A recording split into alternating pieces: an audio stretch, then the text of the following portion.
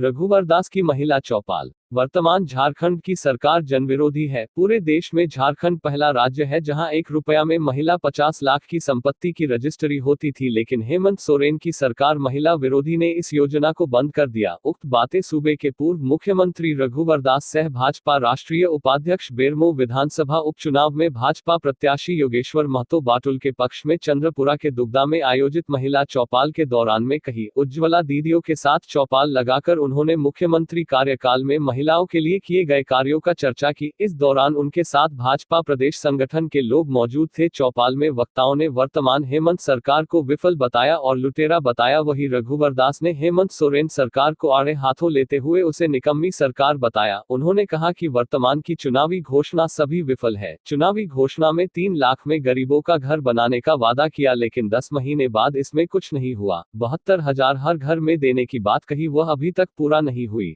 हेमंत सोरेन की सरकार में 10 महीनों में 1300 बच्चियों की हत्या हुई है। बच्चियों का बलात्कार और हत्या चरम पर है। हमारी सरकार ने 5 साल में 30 लाख घरों में बिजली पहुंचाई, गांवों में स्ट्रीट लाइट लगाई है। 55 साल तक कांग्रेस ने देश को लूटा। सूबे की सरकार ने किसान आशीर्वाद योजना को बंद कर दिया। इस सरकार को सबक सिखाने के लिए 3 नवंबर को चुनाव के दिन कमल क्रांति लाने हैं और प्रत्याशी योगेश्वर महतो बाटुल को जितना है। उसको बंद कर दिया सरकार ना। तो हमारा जो आपको राकेश जी बोला ना कि हमारी सरकार आता उसी सैया बहन की तरह उज्ज्वला दीदी को भी हम लोग कुछ व्यवस्था करता। तो ये पलटो ने इसको अंधविश्वास के कारण डाइन दिशा में हमारी बहनों को, माताओं को मार दिया जाता है। दहेज लोभी लोग दहेज के लालच में हमारी बेटियों को जिंदा जला देते। और ये जो सामाजिक बुराई है, इसको समाप्त करने के लिए हमारी सरकार ने महिलाएं को सम्मान मिले। इस दृष्टिकोण से देश का झारखंड पहला राज्य जहां 1 रुपये में 50 लाख की संपत्ति की जायदाद या खेत हो या मकान हो, अगर रजिस्ट्री होती है तो कितने में होगा? एक। देश का किसी राज्य में ये सुविधा महिलाओं को नहीं दी और 5 साल के अंदर 3 लाख से ज्यादा महिलाओं के नाम पर जायदाद की संपत्ति की रजिस्ट्री हुई। अगर मैं सिर्फ बेरमो विधानसभा की बात करूं तो 546 महिलाएं के नाम पर जायदाद और मालकिन बनी। लेकिन ये सरकार आने के साथ ही ये जो महिला का सशक्तिकरण, महिलाओं को समाज में सम्मान मिले, इस योजना को बंद कर दी। मालूम है आपको? ये सरकार महिला विरोधी है कि नहीं? दीदी पीछे वाला लोग बोलो आप लोग, ये सरकार महिला विरोधी है कि नहीं? तो इस सरकार के साथ क्या व्यवहार करना चाहिए? 3 तारीख को भगवान ने आपको मौका दिया कि जो महिला विरोधी सरकार को सबक सिखाना। क्या करना? तो सबक सिखाने के लिए हमको कहीं जाने की जरूरत नहीं है जरूरत? बस 3 तारीख को सुबह 7 बजे लाइन लगकर इसमें कमल दबाना। दीदी पीछे लो, पीछे बदला ले रहा है ना? तो 3 तारीख को कमल फूल में बटन। ये जो नारी शक्ति है सृष्टि का जननी, अगर महिला बेटी नहीं होती तो कोई किसी का मां ना होता, किसी का नाम पत्नी नहीं। तो आप सृष्टि की जननी हो और इसीलिए मोदी जी ने बेटी बचाओ और बेटी पढ़ाओ आंदोलन छेड़ा था। हमारी सरकार ने मुख्यमंत्री सुकन्या योजना शुरुआत की थी। किसको पता है? मालूम है? पीछे मालूम है सुकन्या योजना? जिनको नहीं मालूम है बता दे रहा हूं। जैसे ही किसी गरीब के घर जन्म लेगी बेटी, 5,000 रुपया मां के अकाउंट में। जैसे बेटी मेरी 1 क्लास में जाएगी, मां के अकाउंट में 5,000।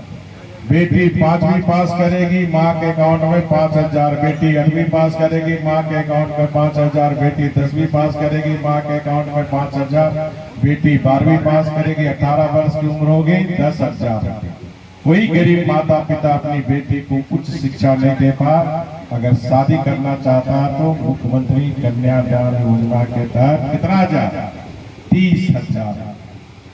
एक बेटी पर हमारी सरकार 70,000 रुपया निवेश कर रही है। और एक परिवार में ये योजना 2 बेटियों को हमारी सरकार दे रही है, ताकि गरीब का बेटी भी पढ़े। क्योंकि जब मैं शिक्षा विभाग का रिव्यू किया था तो हमारी बच्चियां 8वीं 9वीं तक, गरीब की बच्चियां ड्रॉप आउट, पढ़ाई छोड़ देती। गरीबी के कारण हर बच्चियां हमारी पढ़े, चाहे वो गरीब घर की बेटी हो, चाहे मध्यम क्लास की बेटी हो, चाहे अत्यंत मध्यम क्लास की बेटी। इस सोच के साथ मुख्यमंत्री कन्यादान योजना शुरू हुआ। क्योंकि झारखंड में जो गरीबी है, इस गरीबी को मैंने संकल्प लिया था नष्ट करना। ये अमीर राज की गोद में जो गरीबी पल रही, ये गरीबी को समाप्त करना। और गरीबी को समाप्त करने का सबसे बड़ा जड़ी बूटी क्या है? जैसे भी कोरोना हुआ तो सब गिलोय बहुत पिए आप लोग, जड़ी बूटी पिए है ना, काढ़ा, सब पुराना जो हम लोग घरेलू उपचार करते थे, याद है?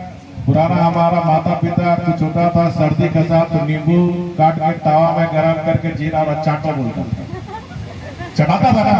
क्योंकि मैं एक मजदूर परिवार से आता, खांसी होता था तो कड़वा तेल और चूना लगा देता था।